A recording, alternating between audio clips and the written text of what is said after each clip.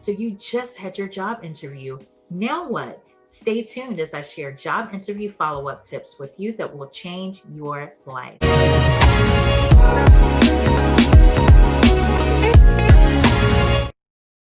Greetings. I'm Dannita Trice, and I am with Tips Change Lives. Congratulations. After all of the preparation for being the part and looking the part, you finally went to that interview. And not only did you go to that interview, you interviewed with confidence. So, congratulations on that. So, now that you've gotten through the interview, it is your job to one, follow up by sending a thank you note as soon as possible after that interview, and then to check in if you haven't heard back within a while after the interview is over. So let's go ahead and dive right into the thank you note. Your thank you note should be emailed to at least the chair of your interview committee as soon as possible within 24 hours. If you interview on a Friday afternoon, you can give yourself some wiggle room and make sure that your email arrives to your interview team first thing on Monday morning. But a best practice is for you to go ahead and get that email knocked out as soon as possible after the interview. So, how much should you tailor or craft? If you, for example, have gone to an interview and you're really not interested, no matter what they say, no matter what they offer you, you will not be taking the offer. You're no longer interested. It is still a best practice for you to follow up with a thank you note. And within that thank you note, thank the team for their time, or the one interviewer for their time, and also express kindly that you are no longer interested in being considered as a candidate within the process, or that you are withdrawing from the candidacy process. It's important for you to follow up and write an email of thanks and communicate to that team because they took the time to interview you. And also understand that circles are very small. If you're interested in interviewing for similar roles in a similar industry, you never know who might know other people. And you want your brand to be as spotless as possible. So it shows thought and it shows consideration for the time of your interviewers. And it also shows that you are thoughtful about thinking about whether you and that employer would be a fit. So always send a thank you note, even if you're no longer interested. If you're somewhat interested, if you could give or take the job, then certainly you still want to send a thank you note. And maybe just a generic thank you to thank everyone for their time and expressing that you anticipate hearing from the team soon.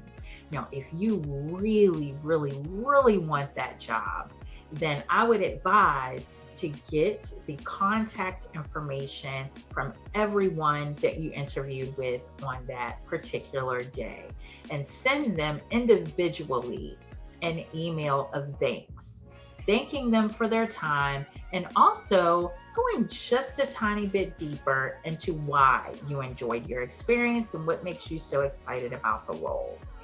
Your thank you note should be concise to no matter who you send the note to.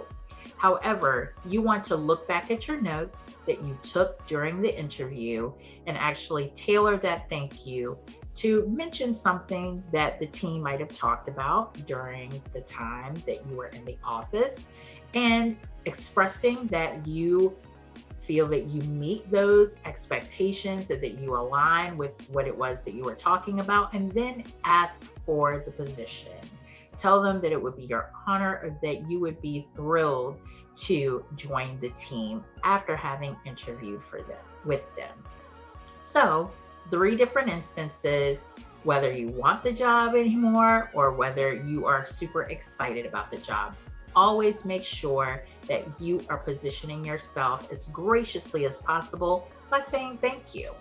So what if a few weeks have gone by and you haven't heard anything back? They didn't respond back to your email saying of thanks, and they haven't given you any additional communication, or maybe they responded back to your email of things, but they haven't told you whether or not the team has made an offer decision, it's okay to follow up. I would say give the team about 2 weeks to have their internal conversations and to work all the details out behind the scenes. You would not believe how many logistics happen behind the scenes sometimes between the time a team decides that they want to make an offer and the time that they actually get back to you to make an offer. Your objective during this time is to let the team know that you are remaining interested in them without bugging them in the process. So simply send an email after 2 weeks to say, I want to thank you again for your time. Just wanted to check in to see if there's an update on the status of my candidacy. I'm still interested in the position and anticipate hearing back from you soon. If you at that time don't receive a response, or maybe someone does respond to you, but it's still a lag of time in between, in the midst of your own professional development, such as reading articles, etc., if there's something that sticks out to you that one of the people on the interview team that you made a particular connection with might find interest in that same article, go ahead and shoot it over to them and say, hi, just thought about you when I read this article. Looking forward to hearing back from the team soon. Hope you enjoy. So just a way to keep you top of mind and also positioning you as a thoughtful candidate who's also not bugging them. So after that first 2 weeks mark, it's okay to maybe email once a week or maybe every 2 weeks on a continual interval as you remain interested. So the key here, don't email every day. One, because you could be teetering on bugging. And then two, because they might not be able to get back to you right then. So give your interview team grace, although sometimes it is an amazingly long process, but also remain upbeat and gracious in your communications, and do not express your frustration if you're truly frustrated by that process, which it can be frustrating sometimes. So also, I want to encourage you during the process, don't put your eggs all in one basket. You may have had a fantastic interview, but you just never know what is going on behind the scenes at a workplace. And you want to have multiple options. So don't think just because you had an interview with one employer, you can't continue to interview. Until you accept an offer, you can continue to interview with other companies so that you're able to weigh your outcomes and to make the best decision for you, and also to make sure that you are positioning yourself to have the best option possible for you in case one of those job offers does not work out, or in case you don't get the offer from one of them. So don't put all of your eggs in one basket. And I would say also, if you hear back that you did not get the job don't be discouraged. I encourage you to go back to the lesson on mindset. Sometimes job interviewing and job searching, it is a long game. And understand that other candidates who are just as qualified as you may have interviewed also. And I'm encouraging you, don't be discouraged, because it could be any number of things that played into the decision of the interviewing team to choose someone else. Sometimes it's literally that they no longer have the position open that you interviewed for. Yes, that happens. Think about if an economic crisis happens within that particular company or within the state of the world. Let's just look back at early 2020, for example. A position can evaporate overnight sometimes, and that would automatically put you out of the running. And also, it's nothing personal about you.